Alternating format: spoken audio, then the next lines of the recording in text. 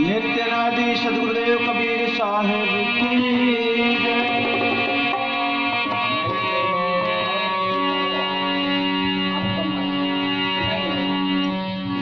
Stage से नीचे करके माइक ऊपर कर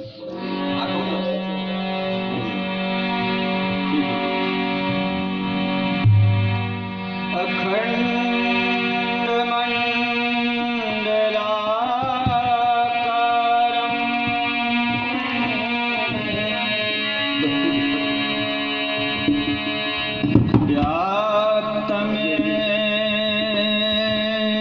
चराचरम्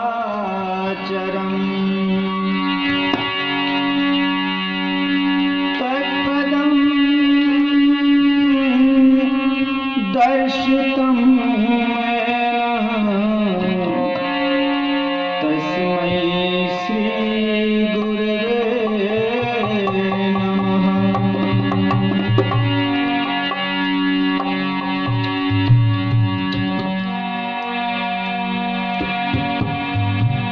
मुक्ति भुक्ति क्या लेंगा,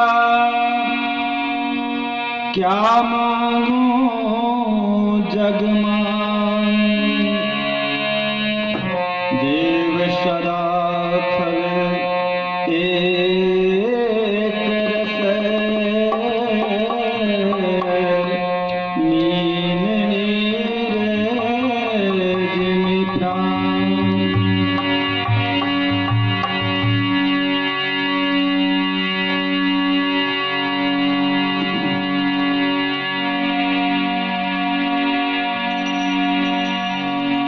शरण शरण में शरण हूँ,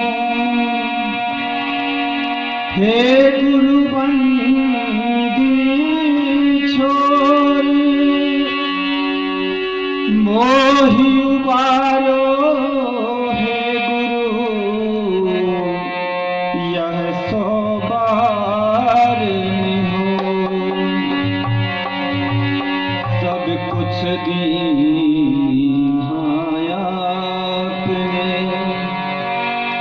भेंट करूं क्या नाथ, नमस्कार की भेंट लो, जोड़ूं दोनों हाथ। सदगुरुदेव की जय। वंदनीय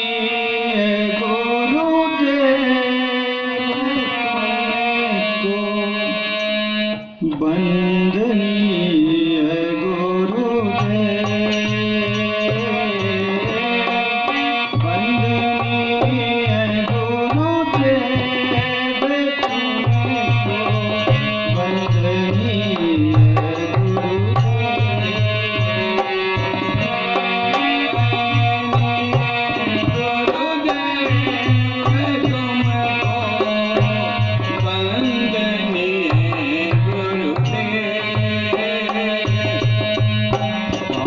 जाल का फंदा भारी पारक लखायो,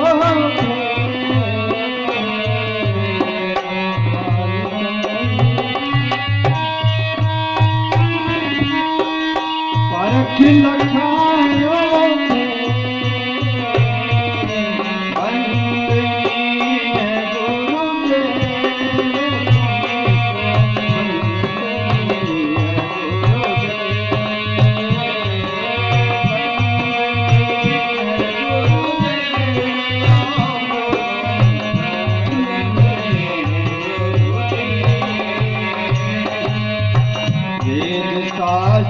शब्द खोजत हारे, मर्म न जाने के, वेद शास्त्र खोजत हारे, मर्म न जाने के, वंदनीय गुरुदेव आपको, वंदनीय गुरुदेव।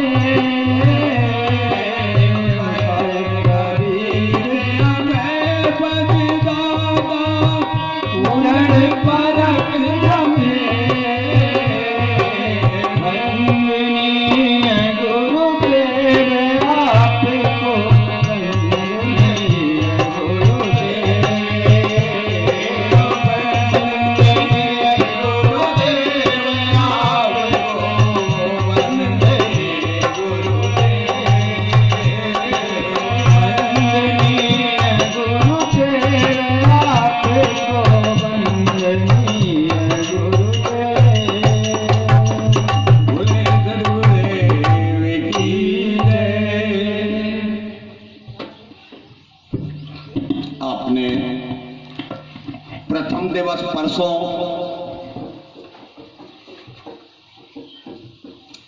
नगर भ्रमण, कलश यात्रा, तत्पश्चात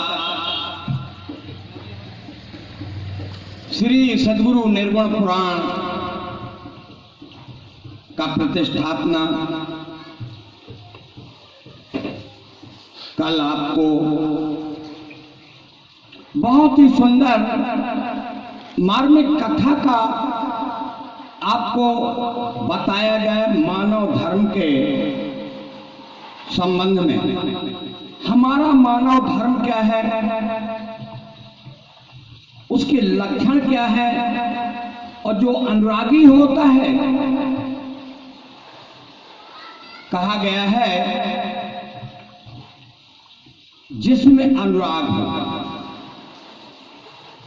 वही वस्तु को पा सकता है। सद्गुरु कबीर साहब ने हमें इस संबंध में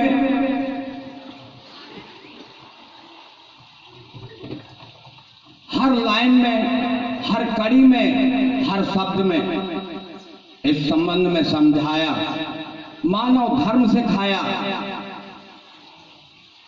हम काम, क्रोध, लोभ, मोह, अहंकार, आशा, तृष्णा, ममता इत्यादि अष्ट विकारों को छोड़कर यदि हम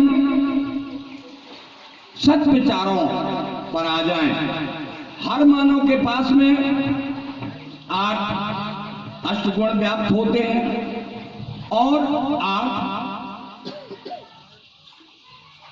दुर्गुण भी व्याप्त हैं। वह कौन से? हमारे सद्विचार, दया, क्षमा, संतोष, शील, विचार, ज्ञान, वैराग, विवेक, ये अष्टगुण हर मानव में व्याप्त है। और इसके साथ में अष्ट विकार भी मानव तन में व्याप्त है। काम, क्रोध, लोभ, मोह, अहंकार, आशा, तृष्णा और ममता, ये अष्ट विकार भी हर मानव में व्याप्त है। लेकिन जब हम सत्संग लाभ लेते हैं, सद्गुणों के सत्संग में आ जाते हैं, तो हमारे अष्ट ये जो दुर्गुण विचार हैं, ये अपने आप हमसे दूर हो जाते हैं। और यदि हम दुर्गुण का सत्संग करें, अर्थात कुमार को अपना लें, तो कुमार के अपनाने से हमारे ये जो सद्विचार हैं, ये सद्विचार अपने आप हमसे दूर हो जाते हैं। इसलिए हमें सत्संग का लाभ लेना चाहिए। कहा गया है, संगत की जय साधु की, हरे और की ब्याद, और संगति बुरी असाधु की, आठों पर उपाद। इसलिए हमें जो साधु वृत्ति के हो, सद्वृत्ति के लोगों का सत्संग करना चाहिए। और हमारे बीच में जो असंगत वाले, कुसंगत वाले लोग आए, उनसे हमें दूर रहें। कहा गया है, मिलत एक दारुण दुख देही, और बिछुरत एक प्राण हर लेही। एक के मिलने से हमें दारुण दुख प्राप्त होता है, और एक के मिलने से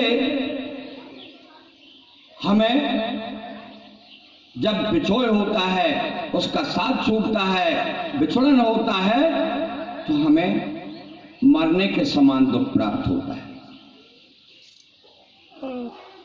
तो हमें सद्विचारों पर आना चाहिए, और इन्हीं विचारों को लेकर के सद्गुरु कबीर साहब ने राजा विजय सिंह की कथा के माध्यम से हम समस्त जनमानस को रास्ता बताने का प्रयास किया है। तो आइए अब प्रसंग पर आए। हे साहिब तुम्हारी बल जाऊं,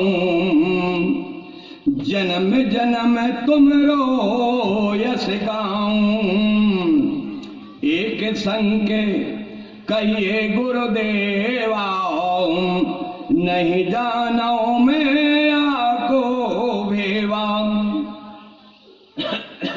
सदगुरु कबीर साहब से धनदास साहब विनय करते हैं, हे महाराज, मेरे मन में एक शंका है जिसके बारे में मैं जानता नहीं, सो आप मुझे बताइए।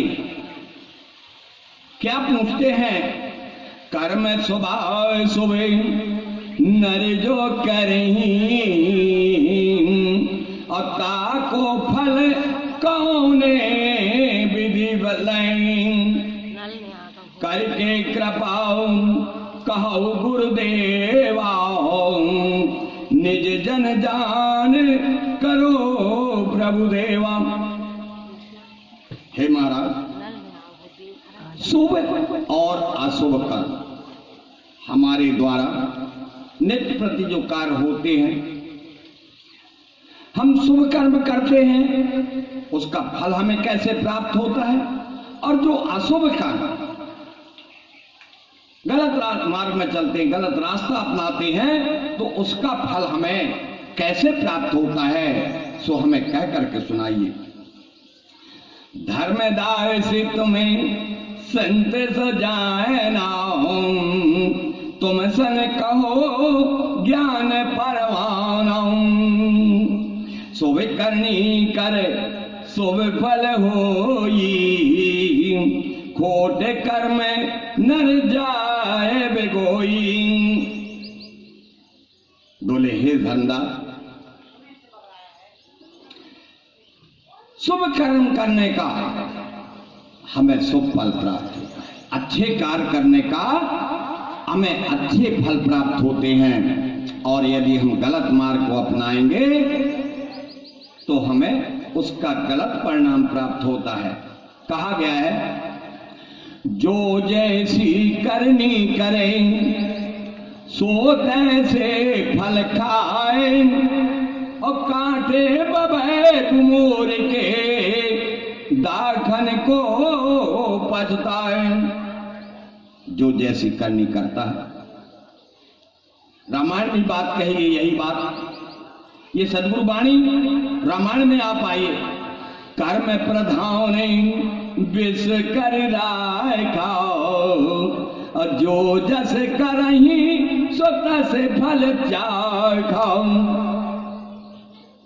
जैसा हम कर्म करेंगे वैसा हमको फल प्राप्त होता है, लेकिन काल ही कर्म ही ईश्वर ही मिथ्या दोष लगाएं।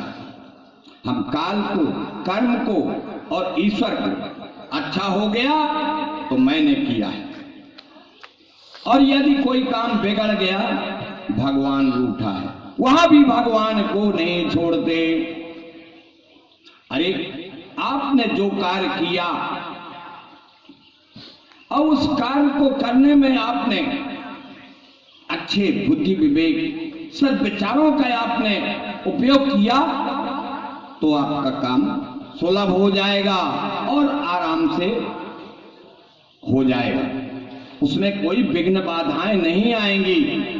और यदि हमने उन कर्मों को करने, उस कार्य को करने में किसी प्रकार का बुद्धि विवेक का उपयोग नहीं किया, कहीं ना कहीं उस काम में बाधाएं आ गई, तो हम ईश्वर का भी दोष लगाने लगते हैं। नहीं, को न कछु सुख दुख कर दायता, और निज कृत कर्म भोगे सब भ्राता। कोई किसी को दुख और सुख देने वाला नहीं, हमें अपने ही कर्मों के द्वारा सुख और दुख का परिणाम मिलता है। हमारे अच्छे कर्म होंगे हमें अच्छा फल मिलेगा, और यदि हमारे बुरे कर्म होंगे तो उसका निश्चित ही बुरा परिणाम होगा। बोले सद्गुरुदेव की जय।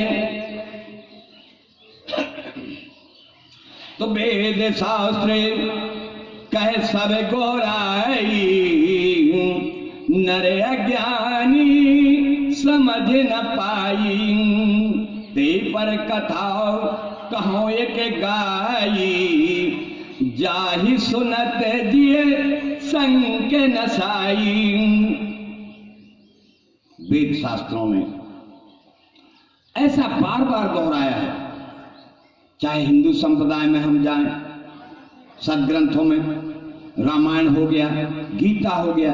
गीता एक ऐसा शास्त्र है जिसने मानव को यथार्थ बोध कराया है, लेकिन हम वहां नहीं पहुंच पाते। रामायण में तुलसीदास जी ने चाहे राजनीतिक भाव हो, भाई के प्रति हो, पिता के प्रति हो, गुरु के प्रति हो, पत्नी के प्रति हो, हर जगह सत्कर्म हमें बताए गए। लेकिन हम धर्म शास्त्रों को पढ़कर एक किनारे रख देते हैं, और उन धर्म शास्त्रों में जो लिखा है रामायण हमने पढ़ लिया, लेकिन जो चीजें उसमें हैं उसके बारे में हमने न तो चिंतन किया, न मनन किया, और न उस पर विचार किया। तो धर्म शास्त्रों के पढ़ने मात्र से कुछ नहीं होता है। नहीं, हमने दिन भर कथा को सुना, 3 घंटे सुबह, 2 घंटे शाम को सुना, और सुनने के बाद जब यहां से गए तो बोलो सद्गुरुदेव की जय, जो भी सुना यही झराए और चलते बने। और घर पहुंचने के बाद ग्रह माया नाना जंजाला, ग्रह कार्य के नाना प्रकार के जंजालों में फंस गए, और कथा सुनने का जो वैराग उत्पन्न हुआ वो वैराग हमारा यहीं का यहीं भूल गया। बोले सद्गुरुदेव की जय।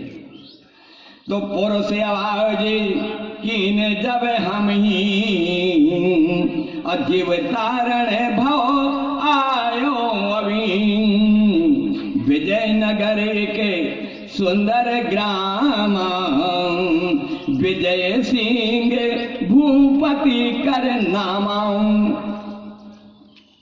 परम पुरुष परमात्मा का जब सदगुरु कबीर साहब को का आदेश प्राप्त होता है, सदगुरु कबीर साहब को सतपुरुष परमात्मा का जब आदेश हुआ, बोले हे ज्ञानी, सतलोक का नाम ज्ञानी रहता है सदगुरु कबीर साहब का। आप जाइए, संसार सागर से जीवों का सतलोक में आना बहुत कम है, जाइए और सतलोक में जाकर, मृतलोक में जाकर के जीवों को चिताइए।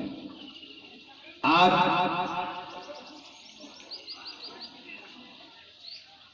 इस संसार सागर में 4 योनियों के माध्यम से जीवों का बंटवारा किया गया। वह 4 योनियां कौन सी? अंडज, जो अंडा से पैदा होते हैं, पिंडज, जो पेट के उदर से पैदा होते हैं, उदर से जिनका उद्वहन होता है। तो पिंडज से कौन कौन? जानवर और मवेशी, ये पिंडज योनि में आते हैं, जो पेट से पैदा होते हैं। पक्षियां, कुछ कीड़े मकोड़े और जानवर मवेशी, वो कीड़े मकोड़े, ये अंडा से, जो अंडा से पैदा होते हैं। उखमज, कीड़े मकोड़े जो गर्मी से पैदा होते हैं, वो उखमज योनि में आते हैं। अस्थावर योनि, पेड़ पौधे, पेड़ पौधों में भी अनेक प्रजातियां हैं, कीड़े मकोड़ों में भी अनेक प्रजातियां हैं, जानवर मवेशी में भी अनेक प्रजातियां हैं, और पिंडज योनि में एक मानस योनि, एक अलग से योनि, मानव योनि को अलग से क्यों बताया गया? मानव योनि गुण ज्ञान निधाना, गुण और ज्ञान से प्रवीण होती है मानव योनि। मानव को सोचने समझने अच्छे बुरे का सब कुछ ज्ञान होता है। मानव अच्छा भी समझता है, अच्छा क्या है और बुरा क्या है, इसके सभी के बारे में मानव को ज्ञान होता है। इसलिए मानव योनि को गुण और ज्ञान से प्रवीण बताया गया। तो 84 लक्ष्य, इस चारों खानी के माध्यम से 84 लक्ष्य योनियों का बंटवारा हुआ। आज हम मानव हैं, कल जानवर मवेशी होंगे, कीड़े मकोड़े होंगे, पेड़ पौधे होंगे इत्यादि। हमें इन प्रत्येक प्रजातियों में भ्रमण करना पड़ता है। आत्मा को ईश्वर अंश, जीव अविनाशी। यह जीव,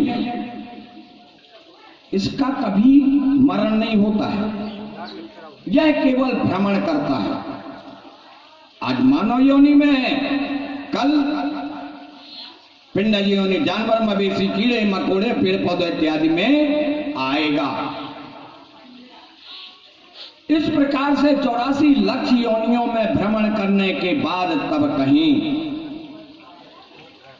सोरे दोरे लभे तन पाए के तनक न करत विचार, और फिर अवसर अनमोल मिले न दूजी बार। यह मानव योनि देवताओं को भी दुर्लभ है।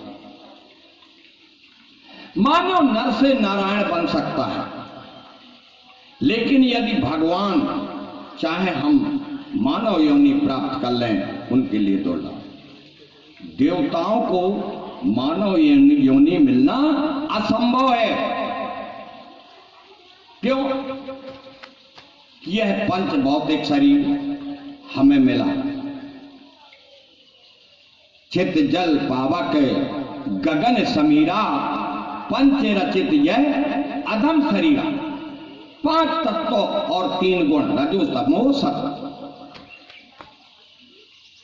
सत्वगुण कहिए विष्णु, रजोगुण कहिए ब्रह्मा और तमोगुण कहिए शंकर। तो इन 3 तत्वों, तो रज तम सत्व, जब हमारे हृदय में विचारों में राजसी योग आ गया, मान लीजिए रजोगुण आ गया। जब हम सात्विक विचारों में कथा भागवत सुनने शुभ कार्य में लग गए, मान लीजिए सतो गुण का हमारे ऊपर थोड़ा सा प्रभाव हो गया, जो हमारे विचारों के प्रतिकूल क्रिया उत्पन्न हुई और हमसे सहन नहीं हुआ, हम क्रोध के आवेश में आ गए, मान लीजिए हमें तमोगुण का प्रकोप आ गया, तो अपने अपने समय पर रजो तमो तम और सतोगुण, ये तीनों गुण अपने अपने समय पर हमारे शरीर पर प्रवाह डालते, हमारे मन बुद्धि पर प्रकाश डालते हैं। वैसी वृत्ति हमारी बदल जाती है तो नहीं। कहा गया है तन मद धन मद राज मद विद्या धन उन मद, और इन चारों को रद्द करे तब पावे अनहद। तन, हमें किसी को शरीर का घमंड, मैं तो पहलवान आदमी हूं, चाहे जिसके हाथ पैर तोड़ दूं। धन मत, किसी को धन का घमंड हो गया, अरे यार मेरे पास इतना पैसा है, चाहे जिसको जेल में बंद करवा दूं। राजमत, सरपंच हो गए, मंत्री हो गए, विधायक हो गए, और राजयोग का किसी को मद आ गया, घमंड आ गया। और विद्या का भी घमंड कम नहीं होता। आज हम मंच पर बैठ करके प्रवचन करें या कोई प्रवक्ता मंच पर बैठ करके प्रवचन करे, विद्या में प्रवीण हो जाए, तो उसको भी थोड़ी देर के लिए घमंड आ जाए, मेरे जैसा विद्वान कोई है ही नहीं। नहीं, इन चारों को रद्द कर तब पावे हनहद। इन चारों विकारों को हमें दूर करना है, तब हमें रास्ता प्राप्त होगा। विद्वान होने मात्र से कुछ नहीं होता। उस विद्वता का अपने ऊपर पहले हम अपने गाल पर थप्पड़ मारें, फिर इसके बाद में दूसरों के गाल में थप्पड़ मारने का प्रयास करें। उसका एहसास हमें होगा कि हमारे गाल में थप्पड़ मारने से कितना तकलीफ होता है। जब हमारी उंगली कटती है उस दर्द का एहसास होता है, और यदि हम किसी का सिर काटते हैं तो सिर काटने में भी उसके दर्द का एहसास नहीं होता। इन विकारों से हमें दूर होना है। तो राजनीति में बहु पर बीना सुवन एक बिन रहे वह दीनाम, समय के वह रोगित भयऊ, अपुत्र बिना चिंता चित ठेऊ। राजा विजय सिंह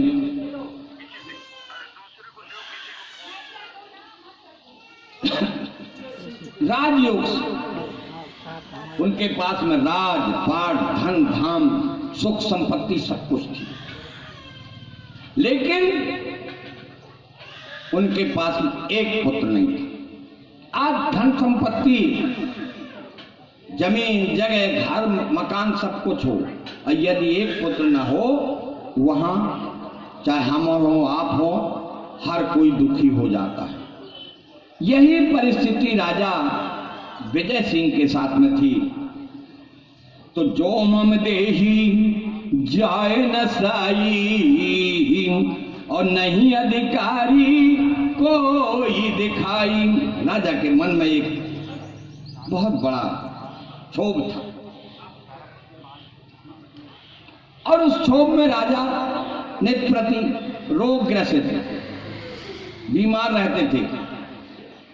कहा गया है, चिंता ज्वाल शरीर है, दावा नल लग जाए, अप्रगट धुआं न उपजे, दिल अंदर धुंधवाए, दिल अंदर धुंधवाए, जरे जस कांच की भट्टी, और लोही भस्म हो जाए, रह जाए जाम की छट्टी। चिंता,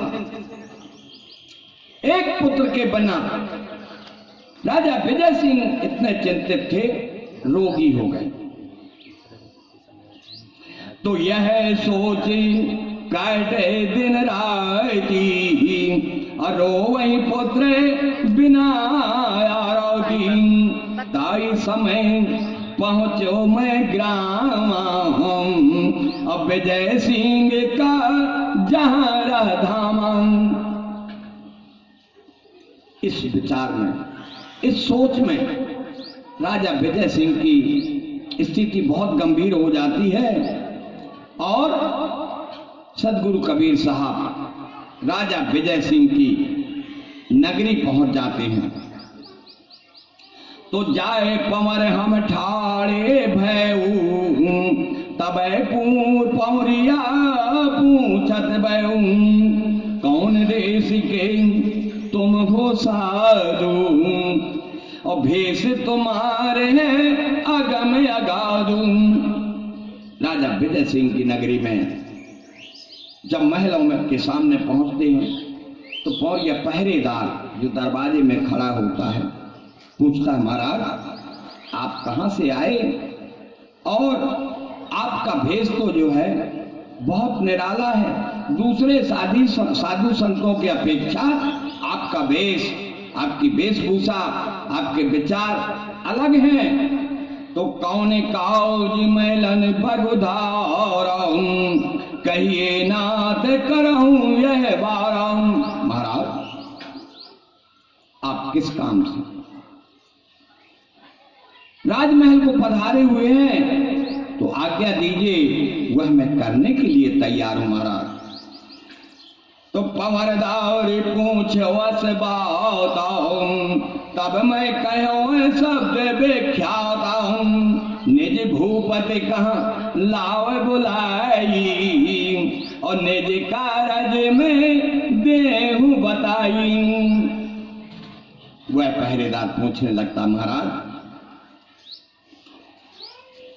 आप बताइए, मुझे आदेश करिए। सदगुरु कबीर साहब कहते हैं, नहीं, आप अपने राजन को बुला के लाइए, और राजा को बुला के लाइए, मैं अपने आने का कारण उनको बता दूंगा। तो रोगी सोगी बस व्याकुल राजा, और नहीं आवे तुम ढिग महाराजा। और निज कारज मोहि देव बताई, अब भूपत का से पास कहो अर्थाई। हे महाराज, हमारे राजन रोग और शोक से व्याकुल है,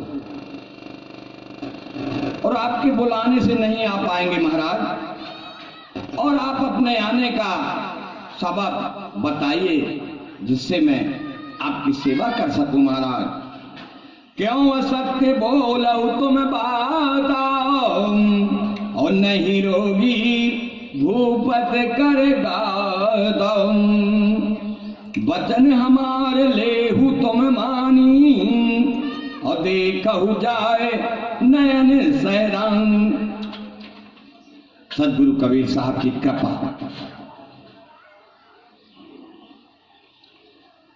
पहरेदार से बोले, वाह, झूठ बोल रहे हो,